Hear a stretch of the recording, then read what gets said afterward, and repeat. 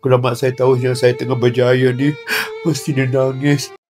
Saya rindu kulit dia kurus kan. Saya rindu ciuman dia. Bulan besok dia meninggal tu, saya pergi ke Shah Alam, ada Datuk Bidang punya event sebelum COVID tu, bulan 12, 21 Disember 2019. Sebelum hari kejadian tu dia meninggal, saya dah cakap, saya tidur dengan ibu saya, tidur sebelah dia, peluk kuat-kuat. Lepas tu dia buang besar, dia buang kan. Mak, saya buat berat, nampak. Saya cakap, mak, saya nak pergi macam mana? Boleh pergi tak? Pergilah, kau pergi.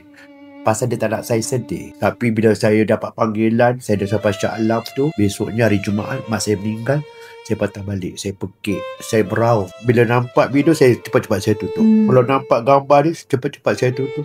Pasal saya tak nak.